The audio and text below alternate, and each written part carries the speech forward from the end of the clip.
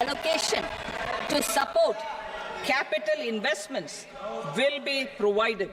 The requests of Bihar government for external assistance from multilateral development banks will be expedited.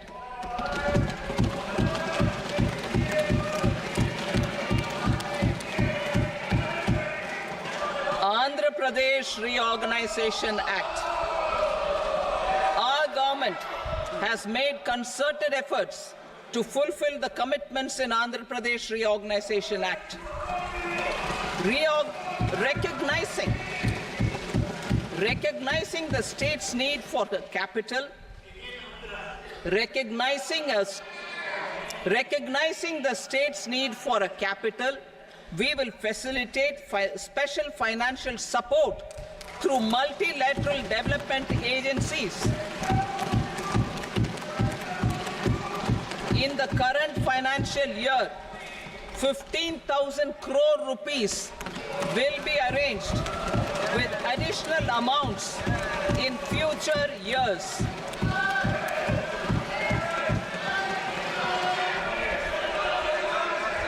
Our government is fully committed to financing and early completion of the Polavaram irrigation project, which is the lifeline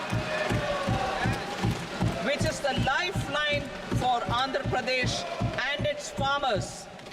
This will facilitate our country's food security as well. Under the Act, Andhra Pradesh Reorganization Act, for promoting industrial development, funds will be provided for essential infrastructure such as water, power, railways, and roads. In Kopparthi node on the Visakhapatnam-Chennai Industrial Corridor and Varavakal node on the Hyderabad-Bengaluru Industrial Corridor. An additional allocation will be provided this year towards capital investment for economic growth. Grants for backward regions of Rayalaseema, Prakasham, North Coastal Andhra, as stated in the Act, will be provided. PM Awas Yojana.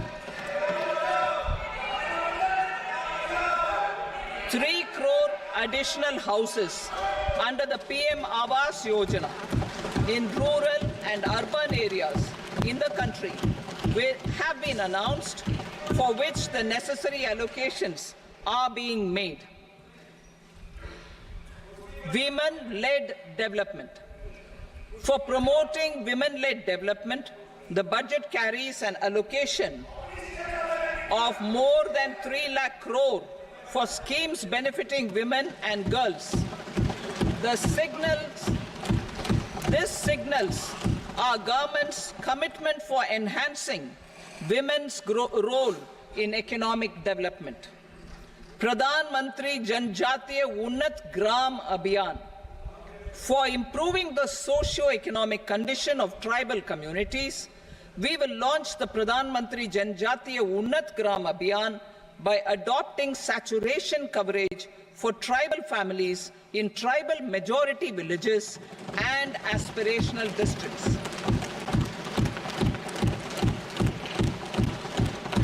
This will cover 63,000 villages, benefiting 5 crore tribal people. Bank branches in northeastern region. More than 100 branches of India Post Payment Bank will be set up in the northeast region to expand the banking services. This year, I have made a provision of 2.66 lakh crore rupees for rural development, including rural infrastructure. Priority 4, manufacturing and services, support for promotion of MSMEs. This budget provides special attention to MSMEs and manufacturing, particularly labor-intensive manufacturing. We have formulated a package covering financing, regulatory changes, and technology support for MSMEs to help them grow and also compete globally, as mentioned in the interim budget. I am happy to announce the following specific measures. Credit guarantee scheme for MSMEs in the manufacturing sector. For facilitating term loans to MSMEs for purchase of machinery and equipment without collateral or third-party guarantee, a credit guarantee scheme will be introduced. The scheme will operate on pooling of credit risks of such MSMEs. A separately constituted self-financing guarantee fund will provide to each applicant guarantee cover up to 100 crore rupees, while the loan amount may be larger. The borrower will have to provide an upfront guarantee fee and an annual guarantee fee on the reducing loan balance. New assessment model for MSME credit. Public sector banks will build their own in-house capability to assess MSMEs for credit instead of relying on external assessment. They will also take a lead in developing or getting developed a new credit assessment model based on the scoring of digital footprints of the MSMEs in the economy. This is expected to be a significant improvement over the traditional assessment of credit eligibility based only on asset or turnover criteria. That will also cover MSMEs without a formal accounting system. Credit support to MSMEs during stress period. I'm happy to announce a new mechanism for facilitating continuation of bank credit to MSMEs during their stress period while being in special mention account, SMA stage, for reasons beyond their control. MSMEs need credit to continue their business and to avoid getting into the NPA stage. Credit availability will be supported through a guarantee from a government-promoted fund. Mudra loans. The limit of Mudra loans will be enhanced to 20 lakh from the current 10 lakh for those entrepreneurs who have availed and successfully repaid previous loans under the Tarun category. Enhanced scope for mandatory onboarding in trades. For facilitating MSMEs to unlock their working capital by converting their trade receivables into cash, I propose to reduce the turnover threshold of buyers for mandatory onboarding on the trades platform from rupees 500 crore to 250 crore rupees. This measure will bring 22 more CPSCs and 7,000 more companies onto the platform. Medium enterprises will also be included in the scope of the suppliers.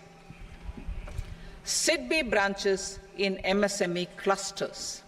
SIDBI will open new branches to expand its reach to serve all major MSME clusters within 3 years and provide direct credit to them. With the opening of 24 such branches this year, the service coverage will expand to 168 out of 242 major clusters. MSME units for food irradiation, quality and safety testing. Financial support for setting up of 50 multi-product food irradiation units in the MSME sector will be provided. Setting up of 100 food quality and safety testing labs with NABL accreditation will be facilitated. E-commerce export hubs to enable MSMEs and traditional artisans to sell their products in international markets. E-commerce export hubs will be set up in public-private partnership mode. These hubs under a seamless regulatory and logistic framework will facilitate trade and export-related services under one roof. Measures for promotion of manufacturing and services, internship in top companies. As the fifth scheme under Prime Minister's package, our government will launch a comprehensive scheme for providing internship opportunities in 500 top companies to 1 crore youth in 5 years. They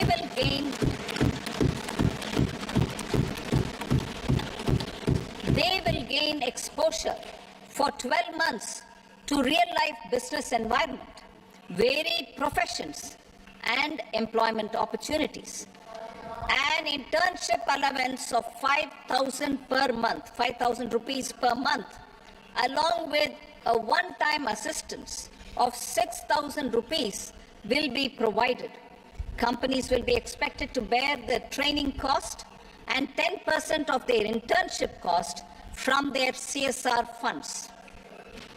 Industrial parks. Our government will facilitate development of investment-ready, plug-and-play industrial parks with complete infrastructure in or near 100 cities in partnership with the states and private sector by better using town planning schemes. 12 industrial parks under the National Industrial Corridor Development Program also will be sanctioned.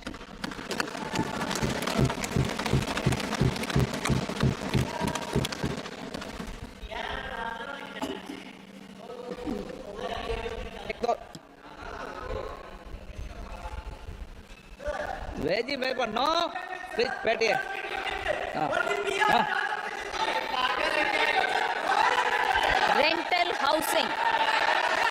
Rental housing with dormitory type accommodation for industrial workers will be, just 1 minute. Rental housing, I repeat, rental housing with dormitory type accommodation for industrial workers will be facilitated in PPP mode with VGF support and commitment from anchor industries. Shipping industry, ownership, leasing, and flagging reforms will be implemented to improve the share of Indian shipping industry and generate more employment. Critical mineral mission. We will set up a critical mineral mission for domestic production, recycling of critical minerals, and overseas acquisition of critical mineral assets. Its mandate will include technology development, skilled workforce, extended producer responsibility framework, and a suitable financing mechanism. Offshore mining of minerals. Our government will launch the auction of the first tranche of offshore blocks for mining, building on the exploration already carried out. Digital public infrastructure applications. Turning to the services sector, I propose development of DPI applications at population scale for productivity gains, business opportunities, and innovation by the private sector. These are planned in the areas of credit, e-commerce, education, health, law and justice, logistics, MSME service delivery, and urban governance. Integrated technology platform for IBC ecosystem. An integrated technology platform will be set up for improving the outcomes under the Insolvency Bankruptcy Code for achieving consistency, transparency, timely processing, and better oversight for all stakeholders. Voluntary closure of LLPs. The services of the Center for Processing Accelerated Corporate Exit, CPACE, will be extended for voluntary closure of LLPs to reduce the closure times. National Company Law Tribunals. The IBC has resolved more than 1,000 companies, resulting in direct recovery of 3.3 lakh crore to creditors.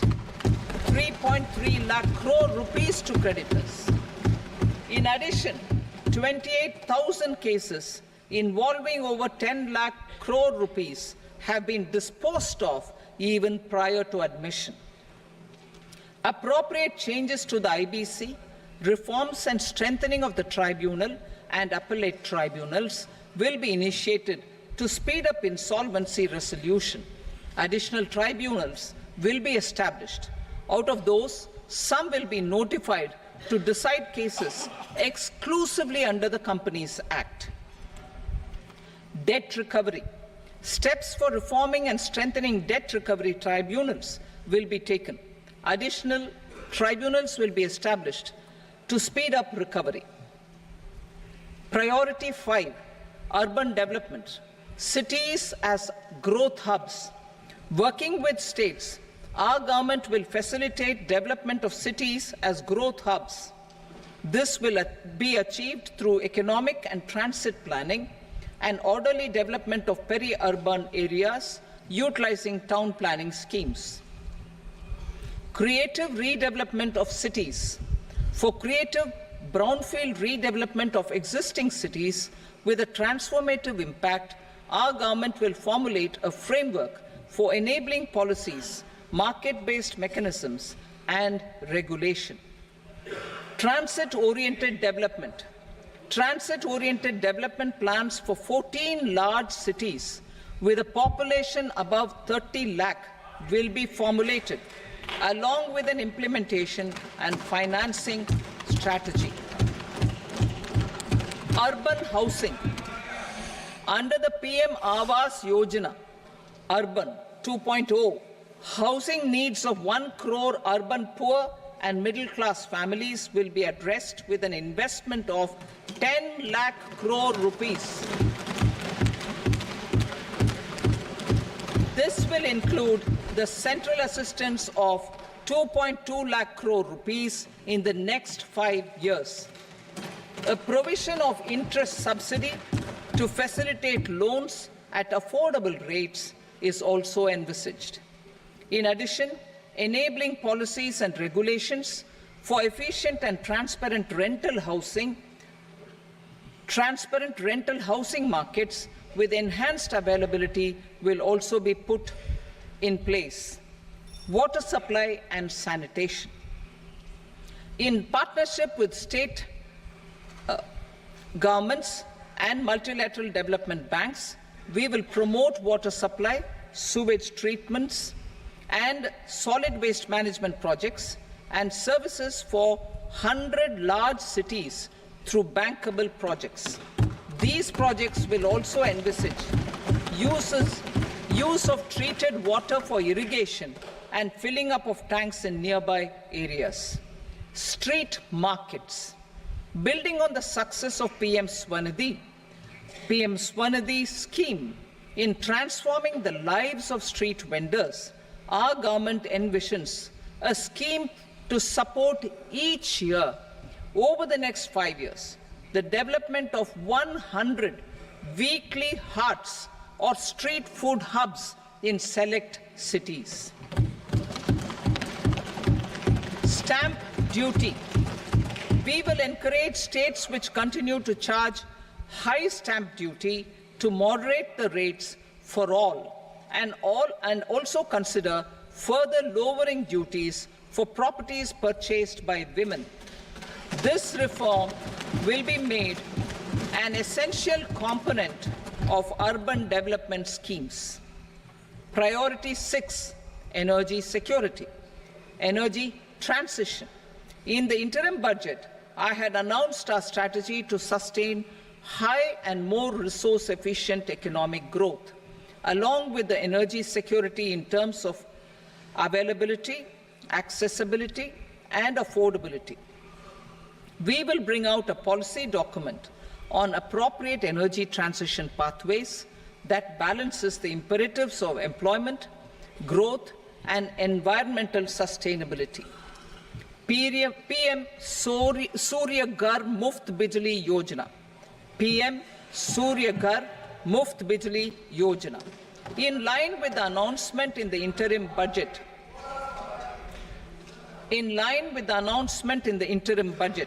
PM Surya Ghar Muft Bijli Yojana has been launched to install rooftop solar plants to enable 1 crore households obtain free electricity up to 300 units every month. The scheme has generated remarkable response with more than 1.28 crore registrations and 14 lakh applications, and we will further encourage it. Pumped storage policy.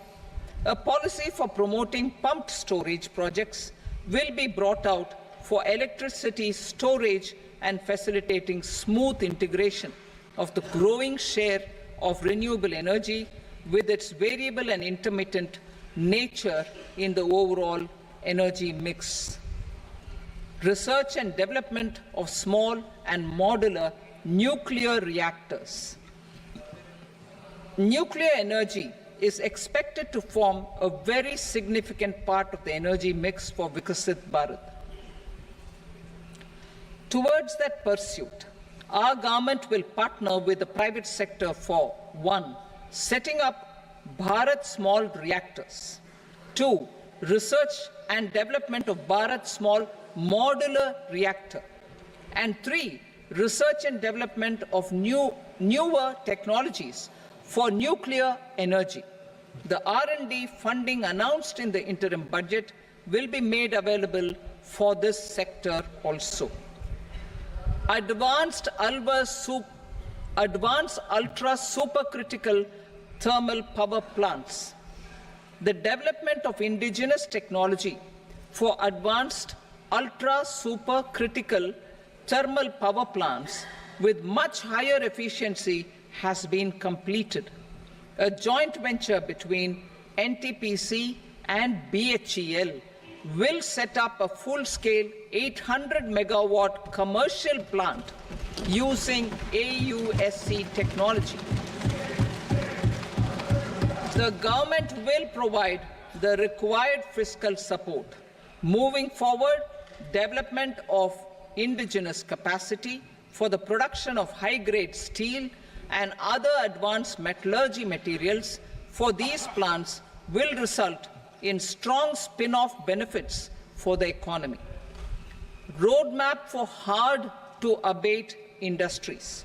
A roadmap for moving the hard-to-abate industries from energy efficiency targets to emission targets will be formulated. Appropriate regulations for transition of these industries from the current perform, achieve, and trade mode to Indian carbon market mode will be put in place. Support to traditional micro and small industries. An investment-grade energy audit of traditional micro and small industries in 60 clusters, including brass and ceramic, will be facilitated. Financial support will be provided for shifting them to cleaner forms of energy and implementation of energy efficiency measures. The scheme will be replicated in another 100 clusters in the next phase. Priority 7, infrastructure investment by central government. Significant investment the central government has made over the years in building and improving infrastructure has had a strong multiplier effect on the economy. We will endeavor to maintain strong fiscal support for infrastructure over the next 5 years in conjunction with imperatives of other priorities and fiscal consolidation. This year, I have provided 11,11,111 crore rupees for capital expenditure. This would be 3.4% of our GDP. Infrastructure investment by state governments. We will encourage states to provide support of similar scale for infrastructure subject to their development priorities. A provision of 1.5 lakh crore rupees for long-term interest-free loans have been made this year also to support the states in their resource allocation. Private investment in infrastructure.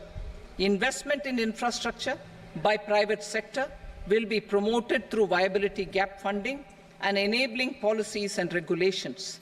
A market-based financing framework will be brought out. Pradhan Mantri Gram Sadak Yojana, Phase 4 of the PMGSY will be launched to provide all-weather connectivity to 25,000 rural habitations, which have become eligible in view of their population increase. Irrigation and flood mitigation. Bihar has frequently suffered from floods, many of them originating outside the country. Plans to build flood control structures in Nepal are yet to progress. Our government, through the Accelerated Irrigation Benefit Program and other sources, will provide financial support for projects with estimated cost of 11,500 crore rupees, such as the Kosi-Michi intra-state link and 20 other ongoing and new schemes, including barrages, river pollution abatement, and irrigation projects. In addition, survey and investigation of Kosi-related flood mitigation and irrigation projects will be undertaken.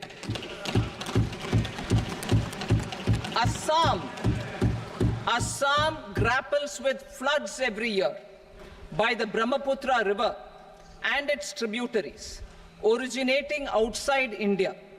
We will provide assistance to Assam for flood management and related projects.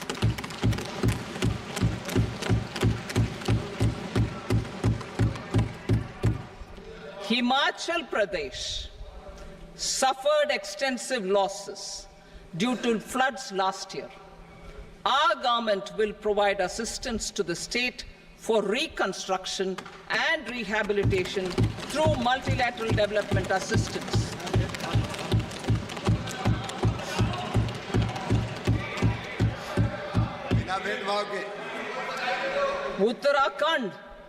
Uttarakhand too suffered losses due to cloudbursts and massive landslides. We will provide assistance to the state. Recently, Sikkim witnessed devastating flash floods and landslides that wreaked havoc across the state. Our government will provide assistance to the state. Tourism has always been a part of our civilization. Our efforts in positioning India as a global tourist destination will also create jobs, stimulate investments, and unlock economic opportunities for other sectors.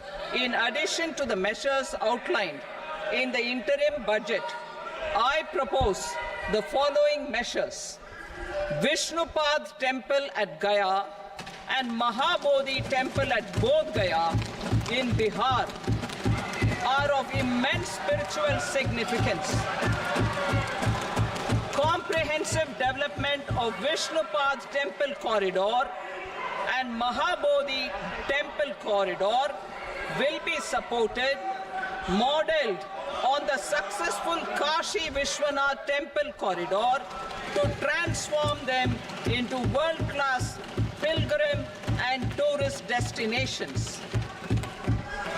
Rajgir holds immense religious significance for Hindus, Buddhists, and Jains. The 20th Tirthankara Muniswarata Temple in the Jain temple complex is ancient.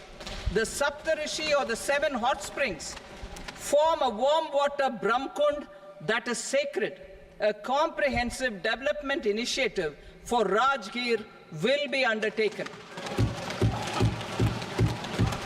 Our government will support the development of Nalanda as a tourist center, besides reviving Nalanda University to its glorious stature. Odisha's scenic beauty, temples, monuments, craftsmanship, wildlife sanctuaries, natural landscapes, and pristine beaches make it an ultimate tourism destination. Our government will provide assistance for their development to Odisha as well. Priority 8, innovation, research and development. We will operationalize the Anusandhan National Research Fund for basic research and prototype development. Further, we will set up a mechanism for spurring private sector-driven research and innovation at commercial scale with a financing pool of 1 lakh crore rupees in line with the announcement in the interim budget. Space economy. With our continued emphasis on expanding the space economy by 5 times in the next 10 years, a venture capital fund of 1,000 crore rupees will be set up. Priority 9, next generation reforms. Economic policy framework. We will formulate an economic policy framework to delineate the overarching approach to economic development and set the scope of the next generation of reforms for facilitating employment opportunities and sustaining high growth. Our government will initiate and incentivize reforms for 1. Improving productivity of factors of production, and 2. Facilitating markets and sectors to become more efficient. These reforms will cover all factors of production, namely land, labor, capital, and entrepreneurship, and technology as an enabler of improving total factor productivity and bridging inequality. Effective implementation of several of these reforms requires collaboration between the center and the states and building consensus as development of the country lies in development of the states. For promoting competitive federalism and incentivizing states for faster implementation of reforms, I propose to earmark a significant part of the 50-year interest-free loan. Working with the states, we will initiate the following reforms.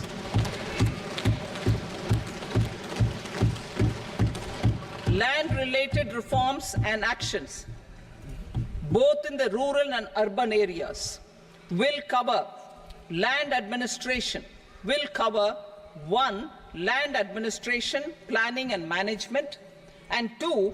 Urban planning usage and building bylaws. These will be incentivized for completion within the next 3 years through appropriate fiscal support. Rural land-related actions. Rural land-related actions will include 1. Assignment of unique land parcel identification number, UL PIN, or Bhu Aadhaar for all lands. 2. Digitization of cadastral maps. 3. Survey of subdivisions, survey of map subdivisions as per current ownership. 4. Establishment of land registry. And 5. Linking to the farmers registry. These actions will also facilitate credit flow and other agricultural services. Urban land-related actions. Land records in urban areas will be digitized with GIS mapping. An IT-based system for property record administration, updating, and tax administration will be established. These will also facilitate improving the financial position of urban local bodies. Labor-related reforms. Services to labor. Our government will facilitate the provision of a wide array of services to labor, including those for employment and skilling. A comprehensive integration of e-Shram portal with other portals will facilitate such one-stop solution. Open architecture databases for the rapidly changing labor market, skill requirements, and available job roles, and a mechanism to connect job aspirants with potential employers and skill providers will be covered in these services. Shram Suvidha and Samadhan portal. Shram Suvidha and Samadhan portal will be revamped to enhance ease of compliance for industry and trade. Capital and entrepreneurship related reforms, financial sector vision and strategy. For meeting financing needs of the economy, our government will bring out a financial sector vision and strategy document to prepare the sector in terms of size, capacity, and skills. This will set the agenda for the next 5 years and guide the work of the government, regulators, financial institutions, and market participants. Taxonomy for climate finance. We will develop taxonomy for climate finance for enhancing the availability of capital for climate adaptation and mitigation. This will support achievement of the country's climate commitments and green transition. Variable capital company structure. We will seek the required legislative approval for providing an efficient and flexible mode for financing leasing of aircrafts and ships and pooled funds of private equity through a variable company structure. Foreign direct investments and overseas investment. The rules and regulations for foreign direct investment and overseas investments will be simplified to 1. Facilitate foreign direct investments, 2. Nudge prioritization, and 3. Promote opportunities for using Indian rupee as a currency for overseas investment. NPS Vatsalya. NPS Vatsalya, a plan for contribution by parents and guardians for minors, will be started. On attaining the age of majority, the plan can be converted seamlessly into a normal NPS account. Use of technology. We have successfully used technology for improving productivity and bridging inequality in our economy during the past 10 years. Public investment in digital infrastructure and innovations by the private sector have helped in improving access of all citizens, particularly the common people, to market resources, education, health and services. We will step up adoption of technology towards digitalization of the economy. Ease of doing business. For enhancing ease of doing business, we are already working on the Jan Vishwas Bill 2.0. Further, states will be incentivized for implementation of the business reforms, action plans, and digitalization. Data and statistics. For improving data governance, collection, processing and management of data and statistics, different sectoral databases, including those established under the Digital India Mission, will be utilized with active use of technology tools. New pension scheme. The committee to review the NPS has made considerable progress in its work. I am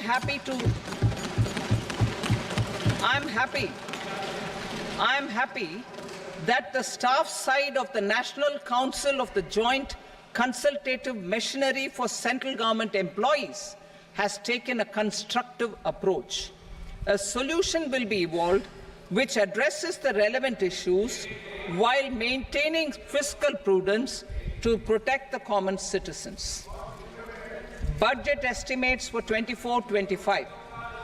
For the year 24-25, total receipts other than borrowings, and the total expenditure are estimated at 32.07 lakh crore rupees and 48.21 lakh crore rupees respectively.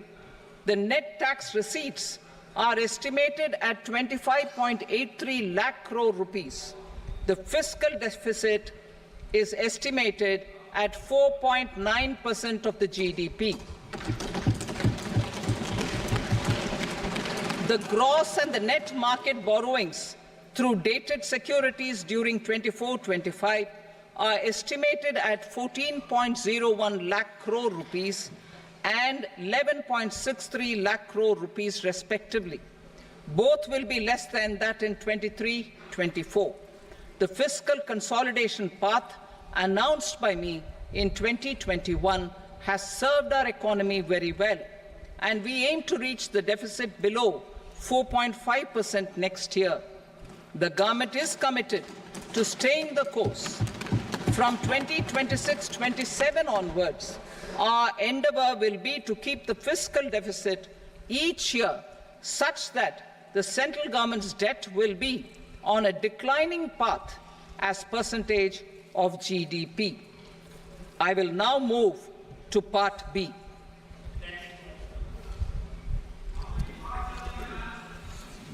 Indirect taxes. Sir, I start with GST. It has decreased tax incidence on the common man, reduced compliance burden and logistics cost for trade and industry, and enhanced revenues of the central and the state governments. It is a success of vast proportions. To multiply the benefits of GST, we will strive to further simplify and rationalize the tax structure and endeavour to expand it to the remaining sectors. My proposals for customs duties intend to support domestic manufacturing, deepen local value addition, promote export competitiveness, and simplify taxation while keeping the interest of the general public and consumers surmount. In Budget 22-23, we reduced the number of customs duty rates. I propose to undertake a comprehensive review of the rate structure over the next 6 months to rationalize and simplify it for ease of trade, removal of duty inversion, and reduction of disputes. I shall now take up sector-specific customs duty proposals. Medicine and medical equipments. To provide relief to cancer patients, I propose to fully exempt 3 more medicines from customs duties.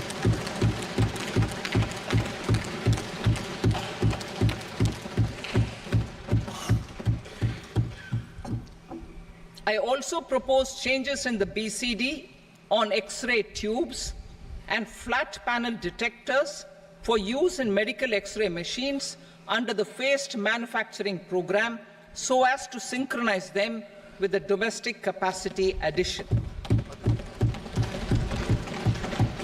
Mobile phone and related parts.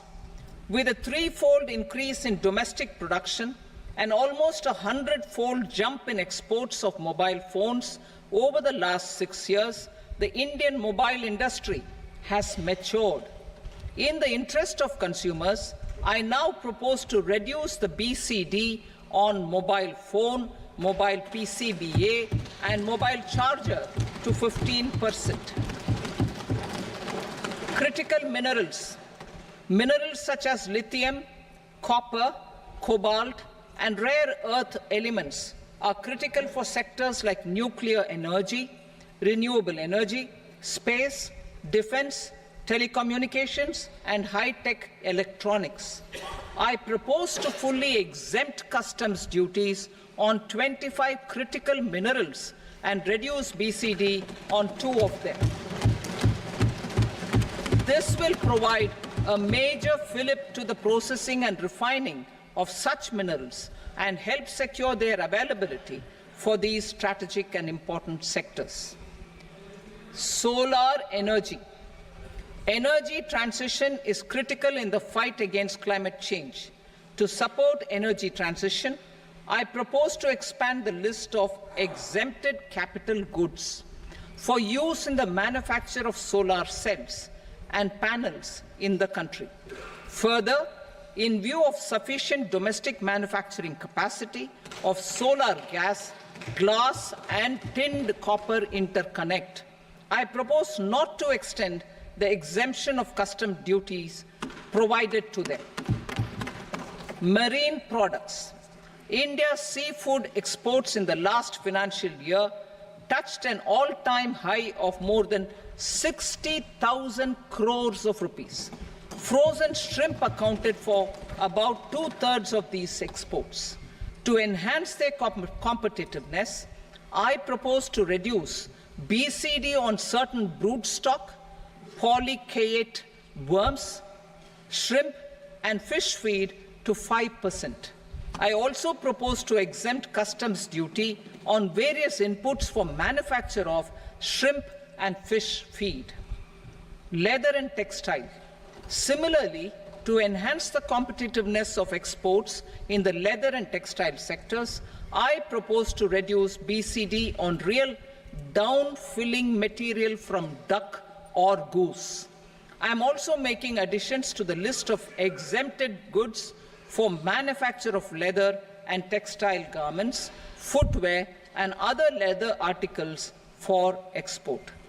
To rectify inversion in duty, I propose to reduce BCD subject to conditions on methylene diphenyl diisocyanate MDI for manufacture of spandex yarn from 7.5 to 5%. Furthermore, the export duty structure on raw hides, skin and leather is proposed to be simplified and rationalized. Precious metals. To enhance domestic value addition in gold and precious metal jewelry in the country, I propose to reduce customs duties on gold and silver to 6% and that of platinum to 6.4%. Other metals. Steel and copper are important raw materials. To reduce their cost of production, I propose to remove the BCD on ferronickel and blister copper. I am also continuing with nil BCD on ferrous scrap and nickel cathode and concessional BCD of 2.5% on copper scrap. Electronics. To increase value addition in the domestic electronics industry, I propose to remove the BCD subject to conditions on oxygen-free copper for manufacture of resistors. I also propose to exempt certain parts for manufacture of connectors. Chemicals and petrochemicals. To support existing and new capacities in the pipeline, I propose to increase the BCD on ammonium nitrate from 7.5% to 10%. Plastics. PVC flex banners are non-biodegradable and hazardous for environment and health. To curb their imports, I propose to raise the BCD on them from 10 to 25%. Telecommunication equipment. To incentivize domestic manufacturing, I propose to increase the BCD from 10 to 15% on PCBA of specified telecom equipment. Trade facilitation. To promote domestic aviation and boat and ship MRO, I propose to extend the period for export of goods imported for repairs from 6 months to 1 year. I'll read that again. To promote domestic aviation and boat and ship maintenance, repair and operations, I propose to extend the period for export of goods imported for repairs from 6 months to 1 year. In the same vein, I propose to extend the time limit for re-import of goods for repairs under warranty from 3 to 5 years. I now move to direct taxes. We will continue our efforts to simplify taxes, improve taxpayer services, provide tax certainty, and reduce litigation while enhancing revenues for funding the development and welfare schemes of the government. It has been our endeavour to simplify taxation. We have taken a number of measures in the last few years, including introduction of simplified tax regimes without exemptions and deductions for corporate tax and for personal income tax. This has been appreciated by taxpayers. 58% of corporate tax came from the simplified tax regime in the financial year 22-23. Similarly, as per data available till now, for the last fiscal, more than 2/3 have availed the new personal income tax regime. Comprehensive review of the Income Tax Act. I am now announcing a comprehensive review of the Income Tax Act 1961. The purpose is to make the Act concise, lucid, easy to read and understand. This will reduce disputes and litigation, thereby providing tax certainty to the taxpayers. I will also bring down the demand embroiled in litigation. It is proposed to be completed in 6 months. A beginning is being made in the Finance Bill by simplifying the tax regime for charities, tedious rate structures, provisions of reassessment and such provisions, and capital gains taxation. Simplification for charities and tedious. Two tax exemption regimes. The two tax exemption regimes for charities are proposed to be merged into one.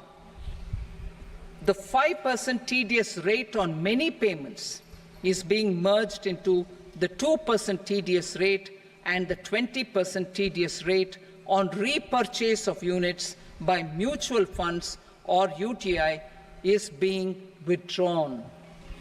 Tedious rate on e-commerce operators is proposed to be reduced from 1 to 0.1%.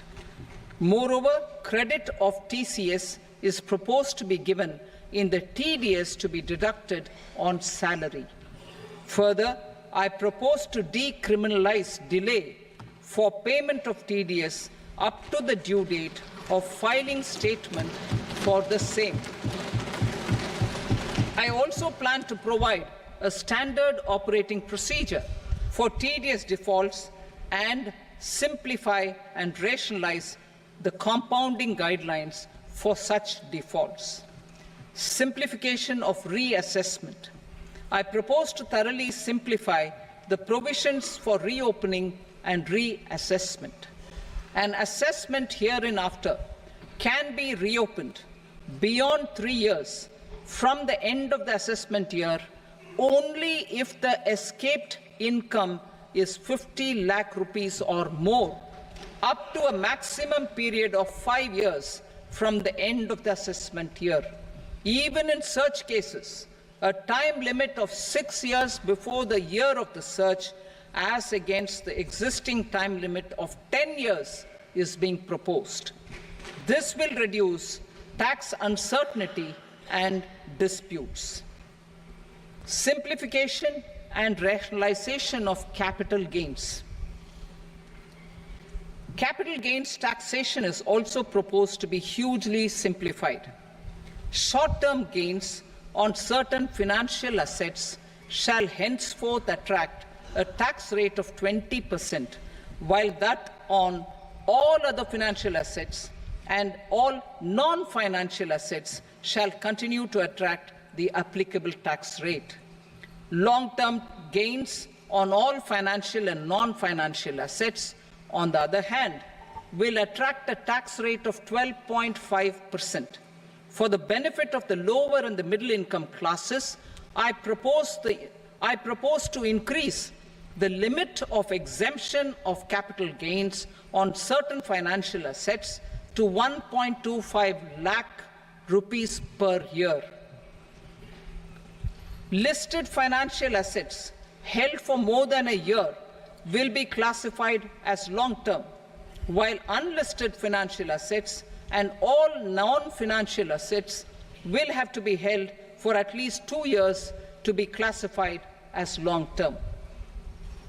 unlisted bonds and debentures, debt mutual funds, and market-linked debentures, irrespective of holding period, however, will attract tax on capital gains at applicable rates. Taxpayer services. All the major taxpayer services under GST and most services under customs and income tax have been digitalized. All remaining services of customs and income tax, including rectification and order giving effect to appellate orders, shall be digitalized and made paperless over the next 2 years. Litigation and appeals. While our concerted efforts to reduce pendency of appeals at various appellate fora are beginning to show good results, it will continue to engage our highest attention. To dispose of the backlog of first appeals, I plan to deploy more officers to hear and decide such appeals, especially those with large tax effect. For resolution of certain income tax disputes pending an appeal, I am also proposing Vivad Se Vishwas Scheme 2024. Further, I propose to increase monetary limits for filing appeals related to direct taxes, excise and service tax in the tax tribunals, high courts and Supreme Court to 60 lakh rupees, 2 crore rupees and 5 crore respectively. With a view to reduce litigation and provide certainty in international taxation, we will expand the scope of safe harbor rules and make them more attractive. We will also streamline the transfer pricing assessment procedure. Employment and investment. I have a few proposals to promote investment and foster employment. First of all, to bolster the Indian startup ecosystem, boost the entrepreneurial spirit, and to support innovation, I propose to abolish the so-called angel tax for all classes of investors. Second, there is tremendous potential for cruise tourism in India. To give a fillip to this employment-generating industry, I am proposing a simpler tax regime for foreign shipping companies operating domestic cruises in the country. Third, India is a world leader in the diamond cutting and polishing industry, which employs a large number of skilled workers. To further promote the development of this sector, we would provide for safe harbor rates for foreign mining companies selling raw diamonds in the country. Fourth, to attract foreign capital for our development needs, I propose to reduce the corporate tax rate on foreign companies from 40 to 35%. Deepening the tax base. I have a couple of proposals for deepening the tax base. First, security transaction tax on futures and options of securities is proposed to be increased to 0.02% and 0.1% respectively. Second, for reasons of equity, I propose to tax income received on buyback of shares in the hands of recipients. Other proposals. To improve social security benefits, deduction of expenditure by employers towards NPS is proposed to be increased from 10 to 14% of the employee's salary. Similarly, deduction of this expenditure up to 14% of salary from the income of employees in private sector, public sector banks and undertakings opting for the new tax regime is proposed to be provided. Indian professionals working in multinationals get ESOPs and invest in social security schemes and other movable assets abroad. Non-reporting of such small foreign assets has penal consequences under the Black Money Act. Such non-reporting of movable assets up to 20 lakh rupees is proposed to be depenalized. Other major proposals in the finance bill relate to withdrawal of equalization levy of 2%, expansion of tax benefits to certain funds and entities in IFSCs, and immunity from penalty and prosecution to Benamidar on full and true disclosure so as to improve conviction under the Benami Transaction Prohibition Act 1988. Personal income tax. Coming to personal income tax rates, I have two announcements to make for those opting for the new tax regime. First, the standard deduction for salaried employees is proposed to be increased from 50,000 to 75,000 rupees.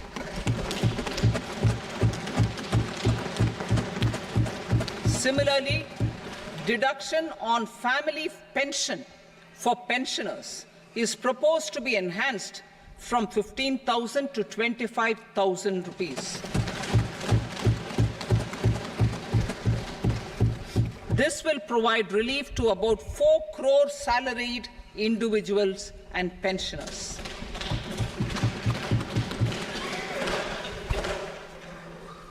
Second, in the new tax regime, the tax rate structure is proposed to be revised as follows: 0 to 3 lakh rupees, nil; 3 to 7 lakh rupees, 5%; 7 to 10 lakh rupees, 10%; 10 to 12 lakh rupees, 15%; 12 to 15 lakh rupees, 20%; and above 15 lakh rupees, 30%.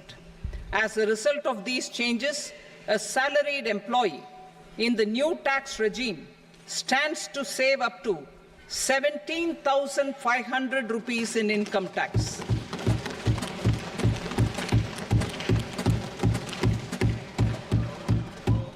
Apart from these, I am also making some other changes as given in the annexure. As a result of these proposals, revenue of about 37,000 crore, that is 29,000 crore in direct taxes and 8,000 crore in indirect taxes, will be foregone, while revenue of about 30,000 crore rupees will be additionally mobilized. Thus, the total revenue foregone is about 7,000 crores annually. Mr. Speaker, sir, with this, I commend the budget to this august House. Jai Hind.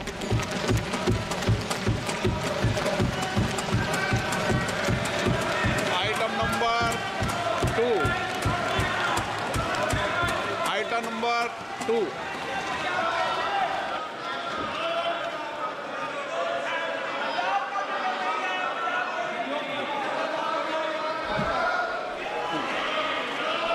Sir, with your permission, I rise to lay on the table the following statements under Section 3 of the Fiscal Responsibility and Budget Management, FRBM Act 2003, Medium-Term Fiscal Policy cum Fiscal Policy Strategy Statement and Macroeconomic Framework Statement.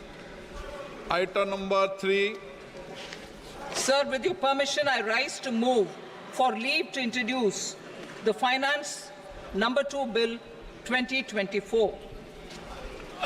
प्रश्न ये कि विधेयक को पुनर्स्थापित करने की अनुमति प्रदान की जाए। जो सदस्य इसके पक्ष में हाँ कहें, जो सदस्य विरोध में ना कहें। मेरे विचार में निर्णय हाँ वालों के पक्ष में अनुमति प्रदान की जाती है। माननीय मंत्री जी, अब विधेयक पुनर्स्थापित करें। Sir, I introduce the bill. Item number 4. The Union Territory of Jammu and Kashmir budget. Sir, I rise to present a statement, Hindi and English versions, of the estimated receipts and expenditure of the Union Territory of Jammu and Kashmir for the year 24-25. सभा की कार्रवाई कल बुधवार दिनांक 24 जुलाई 2024 को प्राप्त 11 बजे तक के लिए स्थगित की जाती है।